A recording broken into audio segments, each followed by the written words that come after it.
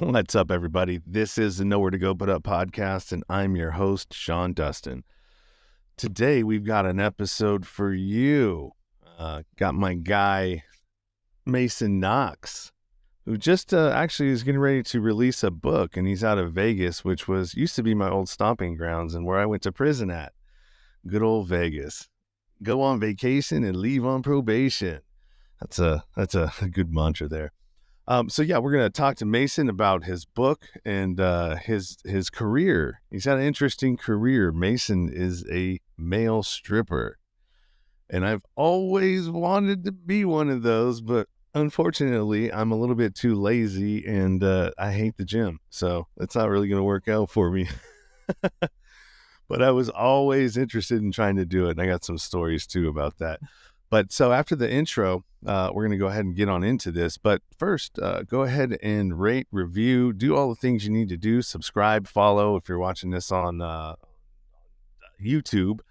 Although I'm doing most of my stuff now on Spotify, but I will throw this on YouTube because I'm pretty sure it'll be it's not going to be anything that we're going to talk about that's going to get me X'd off like I've already been a couple of times talking about those third rail topics.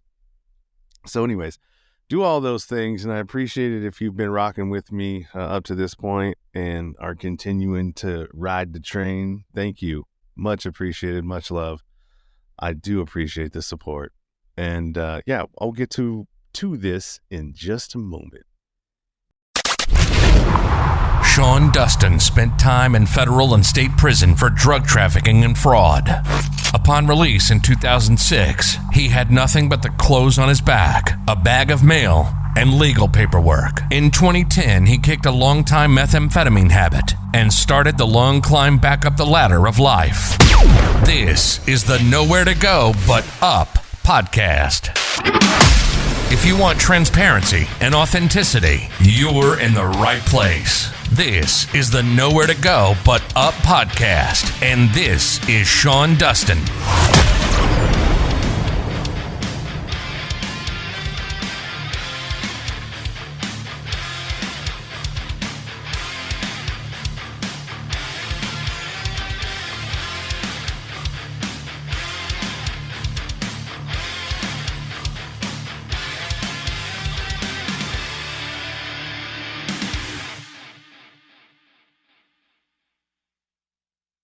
All right, brother, what's happening? Sorry about the technical difficulty there. It's okay, man. I got a cat in my lap now. All right. Cat in the lap. Cat in the lap, baby. So, man, good to see you. Thank you for coming on to the show. I have just got done watching we were just talking about your Soft White Underbelly episode. For anybody out there that's going to be checking this out, go over there too. Check out Soft White Underbelly. He does a great job. Mark Leda. Excellent podcast. So let's get into it, man. You got a book coming out, right? About is it an autobiography or is it Yeah, pretty much. I got like I'm still waiting. There was like a small thing with the artwork, but I'll have all the ones to sit out. But I got a proof copy here. It's basically Masin Knox. It's the true story of adult entertainers. So yeah, it's basically like just about an autobiography of how I came into the business and just about, from my start in Indiana to all the way up to now. I've been doing this for I think this is my 16th year doing it. So a little over 15 years now. Yeah, that it was interesting, and one of the interesting things that you touched on in the Soft White Underbelly episode was the difference between male and female strippers, and there's a huge difference. A lot of times, I've been in the industry too when I was coming up, selling drugs, doing all the things that I was doing. I spent a lot of time in strip clubs, and not all of them suffered some sort of trauma or were doing it because daddy touched them or whatever screwed up situation that happened to them. There were some that were actually there that were like putting themselves through school and trying to better themselves and doing it the right way and staying out of the party scene. But the majority were those were few and far between. The majority were people that had some sort of trauma or something going on. and you said you had an awesome childhood, and everything was just Well, good. You didn't really suffer any kind of situation that would make you want to get into something like that. You know what I mean? well, if I could just touch on a few things, if you don't mind. Yeah, go As for it. far as my childhood goes, man, we all have traumas growing up. I don't have any hangups on my childhood. My biological father passed away when I was like 7. That was traumatizing to me. I still think about it to this day sometimes, and it still can be very sad if I ponder on it. And I went through the teenage years of being pissed off and mad about it and all that stuff. But, I've gotten older, and when you start being appreciative for what you have than what you don't have, your whole outlook on life just changes. And you feel, I don't know, it's easier to, in my opinion, it's easier to be happy when you're focused. Because I come from humble beginnings, and you say you're absolutely right. Like, I'm only speaking from working private events because I'm a private stripper. But as far as like I've seen the females dance, when they come in, they're grinding on guys' boners. The guys want to see their asses, their pussies. They want to, they're visual. When I come in, it's more of like, I have a full outfit, a sound system. You're picking these girls up, you're flipping them upside down. So it's, to me, as far as a male stripper, it's more about laughs and entertainment. Now, it does turn into fun sex and stuff sometimes, but it's, especially with being a male stripper, it's more about the entertainment aspect of it, 100%. Yeah, no, I hear you there. And the industry itself, I mean, when I came from Sacramento, California, Northern California, before I moved to Vegas, and I was working in the strip clubs here or in that area, and there was definitely a difference between a local town strip club versus a like metropolitan, or that's like the gauntlet of strip clubs in Vegas, right? Like, Oh yeah, man. if you're going there, like you're doing something, right? Like, you don't go there just because, you actually have to have a reason to go there, and it's, you have to get licenses or, you know what I mean, a sheriff's card and all that other stuff. Health card, all that stuff. And also feel like it also works in the stripper's advantage, especially on the female standpoint, because, and I'm from, Indiana, where I got my start working at Saturday nights at a place called PT's. But like, in like small town Indiana, and like, I think like small towns anywhere else, you're going to have like your regulars a lot, the same fucking people week after week. In Vegas, I'm not saying you don't get the regulars in strip clubs, but man, you're getting a new batch of people every week. And then a lot of them saved up all year to come here. I'm a firm believer that when people come here, they're in a very Vegas state of mind. They're not maybe the same person they are back in Indiana or North Dakota or whatever. They're here to party. And you see, I mentioned before, I see the best sides of people's party side. They could be having whatever financial relationship troubles back home, but they leave that shit there when they come here, and they're just ready to party.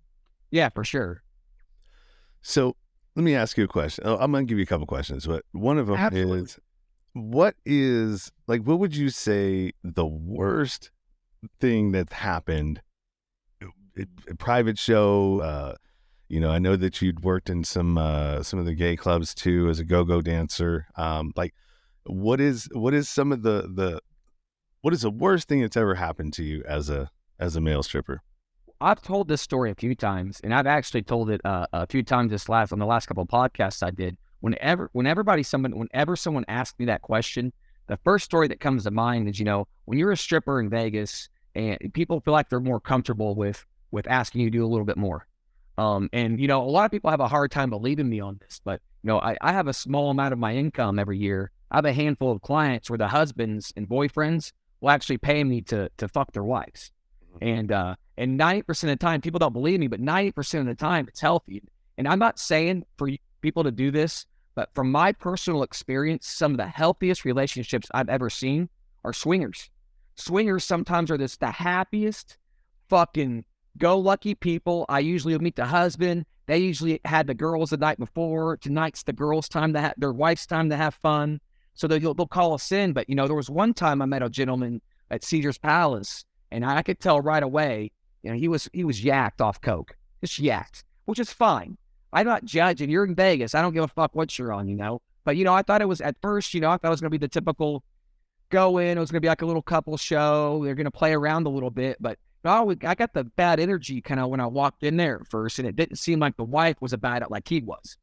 And, so I start off like a typical strip dance. I think I had either my cowboy hat on or I had my cop outfit. I had the music going, just started my normal strip, got down to my Calvin Klein underwear. And then like when it got to that point, and again, I've said this before, I remember he had a real high-pitched voice. And he was all like, yeah, baby, pull that cock out. Start stroking his dick. And I was like, and you could tell she was a little reserved. And whenever that happens, I always look at the girl and I'm always like, hey, do what you're comfortable with. I'm paid entertainment at this point. I'm in your world because you paid me to be here. Yeah. So she starts, pulls my cock out, starts giving me, a half a hand job. And then he starts going, yeah, baby, put that cock in your mouth. Suck that cock clean. And I'm sitting there like, if you want to, go ahead. But again, the dynamic I can feel is just off. It's off. It's not like the swinger couples and the healthier couples I do, because a lot of times the husbands will join in. The wife's all about it. She'll initiate the sex. She's kind of reserved and doesn't kind of want to do it. She's kind of doing it. And then like there's a thing that'll haunt my memory forever in this situation. He goes, if you want me to give you a baby and give you that money that you asked for, you better suck his cock now. and that my cock went, and it did. I'm supposed to stay hard in this situation. Mm-hmm. Any excitement, and at that point, I'd left the room, and I had put my cock back in my pants, and I said, "We're not doing this." I, as politely as I could, he had bought me a vodka tonic. I, as politely as I could, finished my drink and excused myself from that suite. But as far when you say uncomfortable, that was you have to understand, I'm in a private suite with these two individuals I've never met before. The power dynamic is fucking completely wrong. I tell the story in my book. For me, that was a horrible experience because that was something that I could tell the wife wasn't in on. It just, she wasn't. She was just trying to appease her husband. And so like when you say stuff like that, or ask me a question like that rather, that's the first thing that comes to mind. 100%. That was a horrible time for me, I could imagine. I've been in a swinger situation a time or two, and so how happy they are. The folks that are actually in the lifestyle and they've been doing this and they're not just new into it, dabbling, trying to figure it out, and there's a difference. The newbies, they still like they're trying to figure out if this is something that they want to do, and they're like window shopping, right? I've been to some of these swinger parties that they have where, it's... Oh, I've been hired for a bunch of those, man. I know exactly. And sometimes I think you'll agree with me, especially with the newbies. The reality of the situation is a whole lot different than the fantasy they have in their heads. Mm-hmm. Sometimes, when I'm right there in front of your face, it's real now. There's a guy, he's here now. You're not fantasizing or talking about it, your bedroom anymore. But like you said, you get the people that have been doing this for a while. They are fucking all about it. Like I tell a story, what got me to Vegas is I used to enter these competitions in Rosslyn, Indiana called Nudes a Poppin', NAP, for strippers go to compete to get awards and stuff. And it was back in 2007. I was 22 years old. I was walking off stage back to my car with my trophies, and I ran into these two blonde girls. And she just looked right up and down at me. She goes, "You're a sexy motherfucker. I just want to suck your dick now." And I said, "Go ahead." And she literally right away, in front of like 200 people, dropped to her knees and just started blowing me. Her friends laughed and kind of cheered her on. And I remember the security, they knew me at the time, came rolling up in their golf cart and was like, hey, you can't do that here. Take that private. They laughed about it and we all laughed about it. So we went back to their, like, I call it an RV, but they were like, they had some money, obviously, because they almost looked like a band tour bus they were traveling in. Yeah. So I take her back to her RV. We're hanging out for a second, and I bend her over the kitchen counter, and I pull her little panties to the side, and I start fucking her.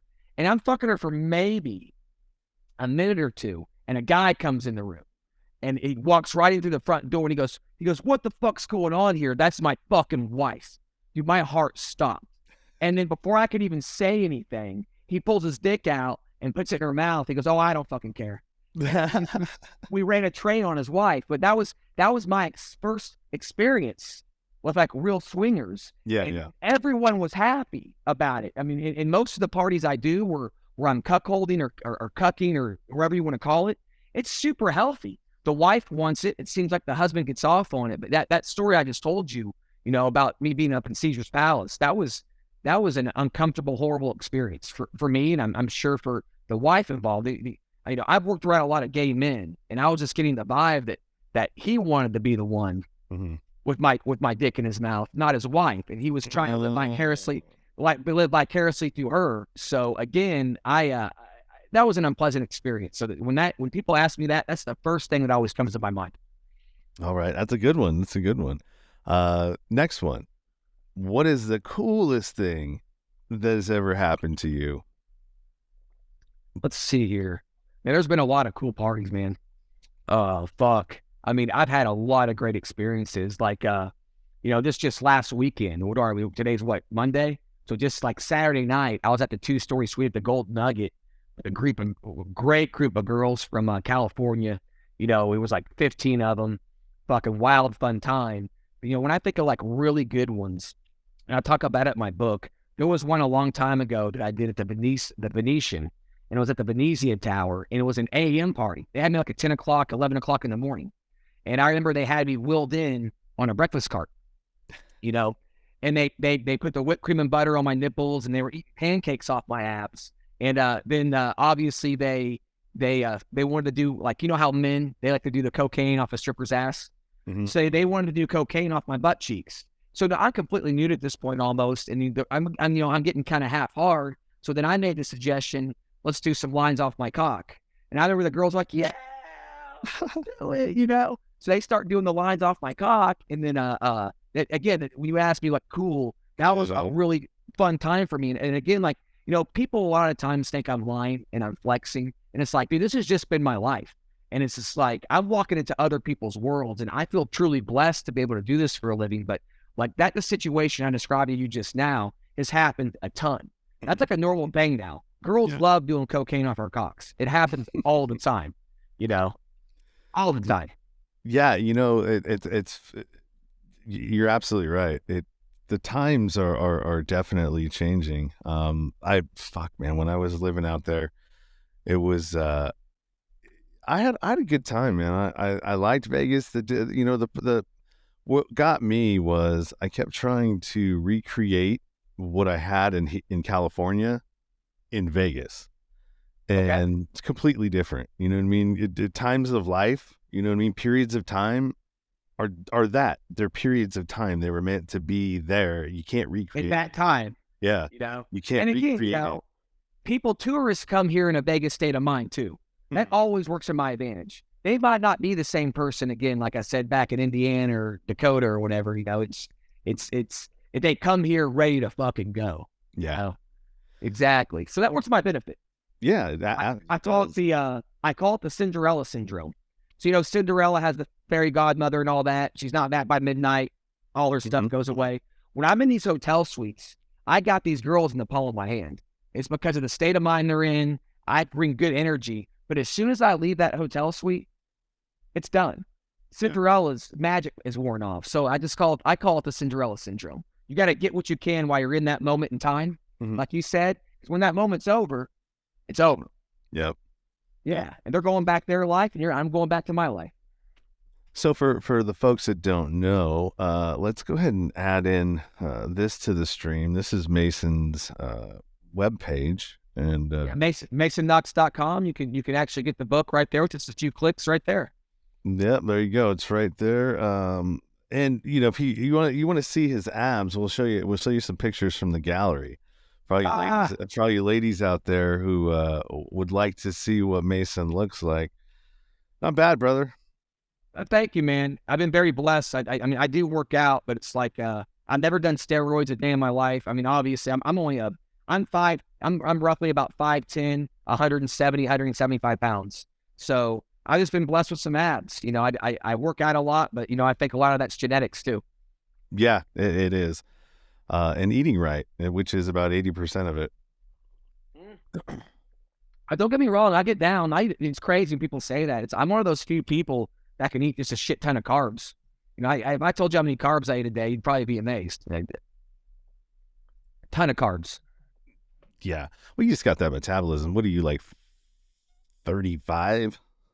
Just what are we in? I just about a week ago. I just turned 38. Oh, all right. Well, close. Just turned 38 years old. So still blessed to be in this business. Like I said, I started in Vegas when I was 22, and here I am 16 years later. Awesome. So for anybody out there who's thinking about maybe doing something like this, you're a good looking guy, you might have a little bit of a washboard stomach, you like to work out, you like to exercise, you like the ladies, you know what I mean? And they think that they're going to come out and be a male stripper, and they're going to get tons of pussy, and they're going to just, handle it. The problem is that unless you're doing private shows, you have to be willing to dance for men, right? Yeah, I'm glad you brought that up. So I've had a great career. I've worked for the same company. They're called Sin City Strippers. I've worked for them since I moved down here, and I'm still with them today. And what got me in that company was when I was filling out applications back in 2007. I was the first guy on the application because it asked you, "Are you comfortable with dancing for men?" I was like, "Yes." And he said I was the first guy to check yes, and that's what got me in the company. Yeah, yeah. No, so I have a story. So when I was thinking about doing this, and I didn't want to work, and I just, I wanted to do something easy to make money. I want some easy money. And I was still, I was a lot leaner and in better shape. And so I decided, all right, let's try this. I'm going to go hook up with an escort service, and I'm going to go and do private shows. And so they sent me out to one, and it was a dude, right? And I was like, oh, I just couldn't do it. I couldn't do it.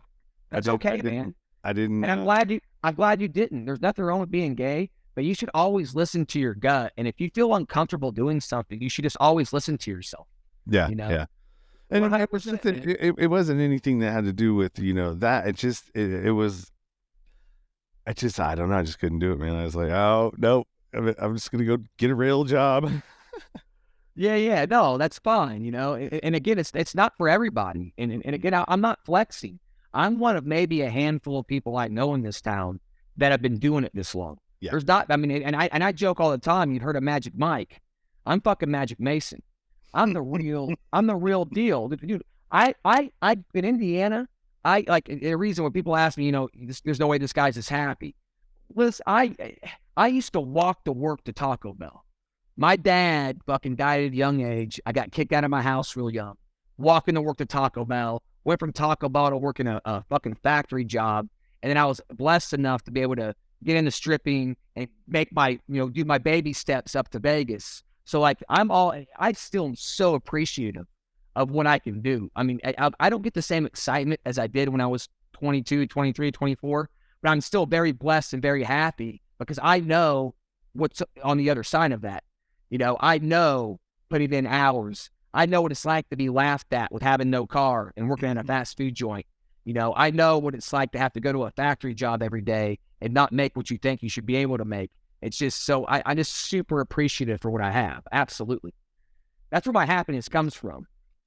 I would imagine. Jesus Christ. It really does. You're having beautiful women probably most of the time, and I'm sure there's, others, but I mean, you got beautiful women that are happy, to see you and, invited you there, and they want to throw money at you. I mean, shit, what's that happy about? Like I said, I've been doing this every weekend for 16 years.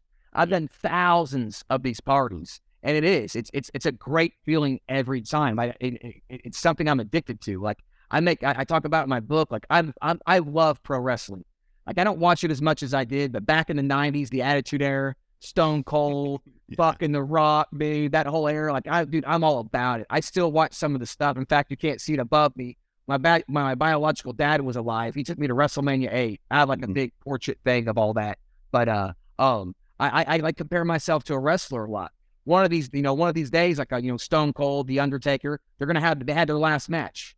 One of these days, I'm gonna shut the hotel suite for the last time. and it's going to be a sad day for me. Hopefully I'm a little better state of mind, but there's something about this job for me because I just like to entertain. I'm very addicted to. Well, it's a lot of dopamine hits for sure. I mean, just imagine all of the, if you're having a bad confidence day, I'm sure as soon as you walk through that door, it's immediately changed. Yo, yeah. I remember there was one time, it's been years ago, and I was with this girl. I was in love. She ended up breaking up with me. I was very, very sad. But, there were times where I went to these parties, and that helped me not to be fucking sad. Yeah. I was like, oh, fuck, man. Fuck. Oh, fuck. There's plenty of, literally, there's plenty of fish out here in the sea. Don't sit at home and salt. But, yeah, there's something to be said about that. You're absolutely right. There's something with the dopamine. I'm addicted, like almost a drug, to this job. It's great. I don't want it to end. And I'll openly admit, I fucking hate the passing of time. I hate the fact that we get older. I do. I wish I could stay here, but it's the reality is it's not. I mean, it's ever going. One of these days, I'm going to be too old to do this fucking shit. Yeah. Remember that? You ever see Dazed and Confused? Matthew McConaughey, man. Yeah, me too. The Matthew. All right. I get older, they stay the same age. What's funny is that's hilarious. I'm glad you brought that up. But like in today's woke culture, which I think's bullshit, by the way, I'll openly say that. That his line would probably be, "We need to cancel." Matthew McConaughey. Yeah, but that's hilarious. I love that movie, man. Fucking funny story that has nothing to do with stripping. And the small town that I came from, it was a rite of passage. I got paddled, bro. My freshman year, the football team got me. But then after they got me, they were giving me beers. We were smoking. They were bumming me cigarettes. I was invited to the party. It was just like that movie. Yep. Almost. So. My high school years were a lot like that. With all the stoners, they all hung out. Everybody had the cool cars and the older cars. Like, I don't know. I'm Gen X, and I think that. By the way, according to Harvard University, I was born in 1984. That's the last year of GX. So I'm part of the club, bro. I'm part of the club. Well, then we're the last ones that actually know the difference between the old world and the new world. And we actually know, and we know enough, our parents bought in 100%, right? Their parents bought in 100% to the facade, to the game. Right. Because it was easier to trick people in those days. Yeah. Nowadays there's so much information. You can't, it's harder to trick these kids. But we were the ones that we started to see the bullshit more so than our parents. That's why we, a lot of us didn't buy into the what just happened the last, 3 years. Exactly. And so, I think we're the most dangerous generation. Yeah. Cause I get a lot of shit sometimes for using slurs I'm openly, I do adult films. I've been doing that for the past year or so. And I openly work with trans performers. And I say tranny sometimes. And I've gotten bombarded for saying that's like a slur. You shouldn't say that. That's as bad as saying the N-word. I'm like, are you kidding me? I was like, that's what you were called back in the day. So I digress, but I say trans more and more now, but it's I just tell some of these people, I'm not used to this soft, weak shit, again. And for the record, I fucking Andrew Tate supporter right here, baby. I'm all about Andrew Tate. Who's Andrew Tate? Oh, Andrew Tate. You got to look him up. We're done. They canceled him off all the social media because he's a very outspoken male, a very outspoken, not woke individual. You'll definitely have to look him up after this podcast. Andrew Tate. All right, I will look that up. We're just in a we're in a,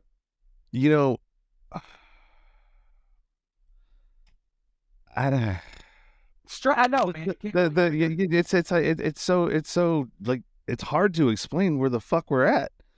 I know. I mean, because it's everything is sort of been inverted. Everything is, what's up is down, what's left is right. And then you've got everything else that's going on, with Russia and then all these other things. And it's then you start, going and researching and depending on what it is that you're watching or listening to. I mean, I cut out anything mainstream, nothing. I don't watch nothing. I don't even turn on my TV anymore. Cable, none. Oh yeah, I haven't had cable in years. Like I have like HBO Max and stuff like that for like movies. But yeah, I don't do I'm like you. I don't do the bullshit news and all that.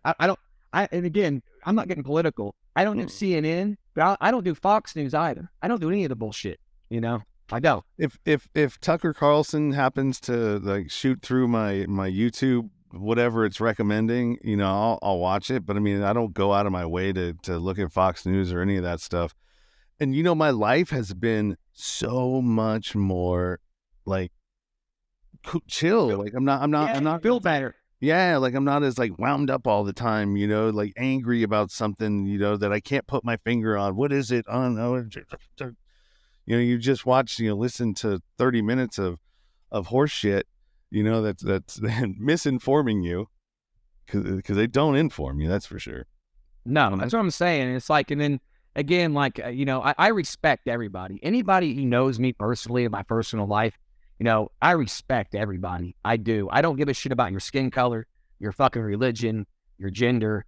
I mean, an asshole's an asshole. I said at the end of Mark's character. Exactly. I say at the end of Mark's show, Charlie Murphy had a really great saying. Everyone's like, you got to earn my respect. I respect everyone, man. What you earn from me is my disrespect. And then once you earn it, I'm not going to spend energy writing you a bunch of stupid comments or bombarding you on the phone. I just cut you out and move on. Yeah. That's it. It's all about energy, man. It's all about energy. We're only here for so long. So I'm not trying to waste any time. Again, humble beginnings and being appreciative for what you have makes you a happier person. Again, I've had trauma in my life. I've had sad shit to happen to me. I could go on and on for days about shit I'm unhappy about. But you know what? There's nothing more unattractive than a grown man bitching. We're Generation X. So I ain't fucking bitching. I'm going to put up with it, and I'm going to fucking find it. And then again, John Taffer has a saying, I embrace solutions, not excuses. There you go. Like it. I like it, man. We're all suffering, man. We're all suffering. There's way more suffering in life than there is anything else. And I think that's what it's about, figuring out how to embrace the suck, right? Yes. How to embrace the suffering, because all the lessons are in the shit. They are. All of the lessons are in where you don't want to be, but you got to be there in order to move on and progress. It doesn't matter how many times you fucking fall off the horse. Get your ass back up and get back on the son of a bitch. Oh, yeah. It's what I've always told. And another saying that's really helped me, really tone in on my happiness is life is full of beauty. Life is full of suffering. You cannot control what happens to you. You can only control how you react. Mm-hmm. That's it, man. All right, so let's shift a little bit. Sure. We're about 33 minutes. I don't want to go too much longer. People's attention span seems to not like the hour-long episodes. So relationships, like what are those like in having a job like you have? I know that I dated a stripper, way back. I've dated plenty of them. And I was cool with it. I mean, it didn't bother me, but I mean, there's a thin line there. And I think with women and men, it's completely different. With a woman, if you don't care and you're like, oh yeah, go whatever, do what you got to do. I'm not trying to impede on your life and change who you are. If this is what you like to do, then rock it. But sometimes women can take that as like, well, then you just don't care about me, because what kind of a man would let his woman go out and do something like that? You know what I mean? Hey, it's all about communication, but it's completely different. Gonna have their own set of rules. Yeah. But it's completely different with a man, because it doesn't, you know what I mean? I don't know, man. I would think that it would be different. Yeah. Well, in my line of work, it's harder to have a relationship for sure. Mm-hmm. Especially since I've crossed over in the adult film department and stuff. But, again, I'm not trying to sound too much like an asshole, but I don't give a shit. Like, you can't force those things. And if I meet somebody, and I've had plenty of chances to have a girlfriend or a wife. I have. And I feel like, in my opinion, a lot of guys settle. Mm-hmm. Like, oh, okay, this is what I'm going to get. I'm just going to conform. I don't see another reason why I'm single a lot, because I don't conform. I've dated plenty of hot girls that are like, they get to know me, they're like, and then they start nagging me about stripping. As soon as you start nagging me about my job, we're done. I have enough shit in my life. When I come home, I want peacefulness. I want love. And I just want calm. When I come home from work, I don't want to be quizzed on if I did this or I did that or did you do this. No, I go away. We're done. And most of my successful relationships have been with other adult performers because, like you said, as far as me not caring, I understand why they're out later. I understand why they're this way and that because I'm in the same business. But I know I'm currently single. If I happen to meet somebody and we settle down, great. But a lot of girls end up calling me an asshole at the end. Maybe I am, but I'm also I'm a lover. I can care for you. I'm a provider. I work hard, but it's like I'm not. Again, when I come home, to me, this is so much of my job, bro, is fucking crazy parties. Women screaming. I work for plenty of gay guys too. I did a party just last night at the Cosmopolitan. It was a 50th birthday, half girls, half gay guys. Like, yeah, I'm around so many people, and it's like when I come home, what I love to do is I came home last night, I poured a glass of wine, I made myself dinner, and I finally watched the season finale of Game of Thrones. I was late on that, but that's what I like to do. When I get off the phone with you, like we're in my bedroom now. When I get off the phone with you, I actually have a night off. I actually might fill up my PS5 and just play a little Call of Duty. I'm a super, super mellow guy. I love what I do. And if you hire me, you're going to get the best in the business. This will be my plug. I'm Masin Knox. That's MASINKNOX.com. You can pre-order my book. You can hire me as a stripper. And I think I'm one of the best in the business. And it's the entertainment standpoint. I know I'm not one of those, I know I'm not one of the bigger guys in the group, but, a lot of these steroid guys, and I get a lot of shit too, where people like tell me because I'm skinnier, I'm not big. It's like, dude, this isn't professional wrestling. This isn't bodybuilding. This isn't the world's strongest man contest. This is entertainment. Yeah. And, you don't have to be the biggest guy in the industry to do this job. You really don't. No, dude, you seem to be rocking it. You don't have no problems, man. I tell people, that give me shit. It's like, when you come do my job, I remember I did a party once, like we call them mixed crowd parties. And a lot of times they're at people's homes or they do Airbnbs. And when I mean mixed crowd to in our industry usually means straight guys and girls, two people. And a lot of times I'll notice the straight guys. I remember one time I was with like these guys with these bodybuilders and stuff. And they were like, oh, be careful. We're going to fucking come take your job. I was like, fucking do it. Come take it. I've been doing this. At this point, I've been doing it for like 12 years. I've been doing this for 12 years. Go ahead, bro. Step into the game. What's stopping you? My last. Take it. No, because you can't do it. Mm-hmm. There's more to it than your fucking big muscles, big dude. And again, I wanted to touch on that because a lot of people don't really ask me about that. I've never done steroids. It's never been my thing. To me, it's been about the attitude and the energy. Energy goes such a long way, my brother. You bring a good energy to a party, you bring good times, you get a good routine, you're going to get hired again and again. And there's a reason I've lasted 16 years for the same company in Las Vegas, Nevada, the stripping capital of the world. Yeah, there's a lot to say for that, man, because that town is a revolving door. I've seen people fucking get chewed up and spit out here over and over. I've seen strippers that can't handle the lifestyle, get sucked into drugs, get sucked into the partying, and they can't last, which is nothing wrong with that. But again, you have to have structure in your life to be able to make it in this business, believe it or not. Now, if you're just like a little 20-something-year-old just doing stripping for a little bit, I could go on for days, and maybe we could do another podcast sometime just about my earlier days and PTs and working the Unicorn. I wasn't always this structured.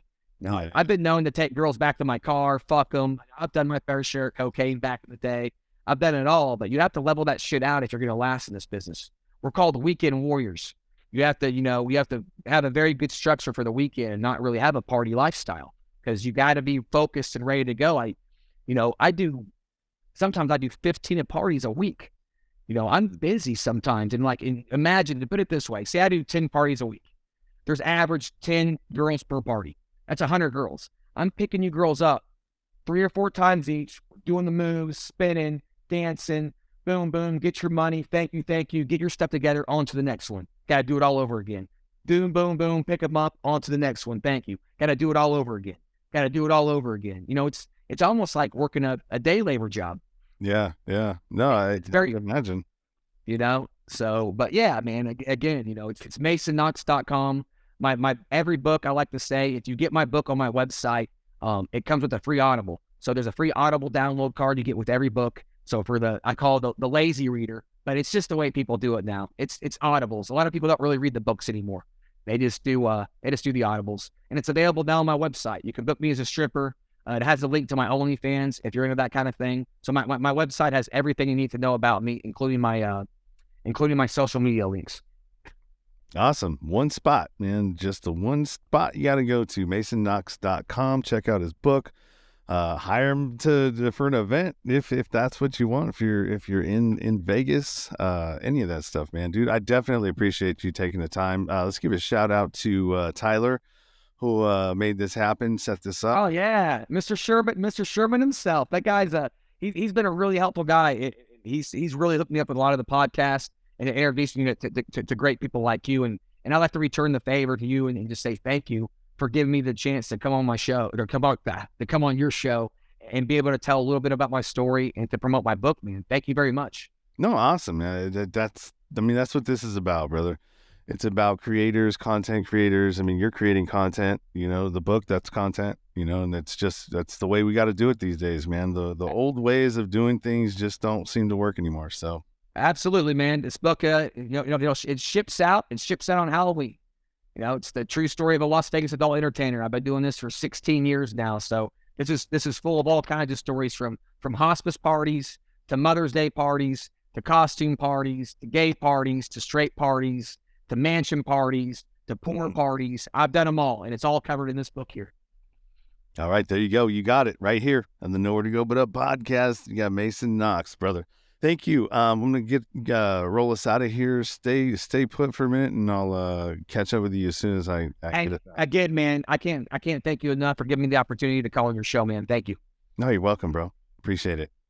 Peace. All right, everybody. So there you go, Mason Knox. Woo woo.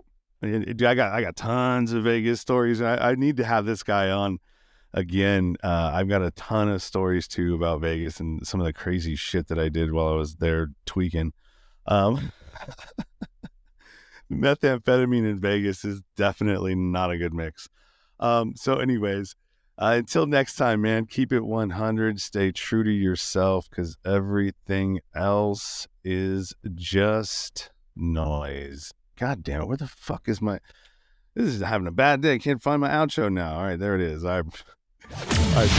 You've been listening to the Nowhere to Go But Up podcast. Sean is a single dad, a union blue-collar guy, and he spent time in federal and state prison for drug trafficking and fraud. When he was released from prison in 2006, all he had was the clothes on his back, a bag of mail, and some paperwork. Since then, he's turned his life around and shares the struggles and successes on this podcast. We hope you enjoyed the show, and we hope you were moved. To connect to the show, book a guest spot. For merch, Patreon, PayPal, and social media links, go to linktr.ee/nowhere to go but up. On Instagram at Nowhere to Go But Up Now. On Twitter at But Up Now. On the YouTube channel at Nowhere to Go But Up Podcast. See you next time.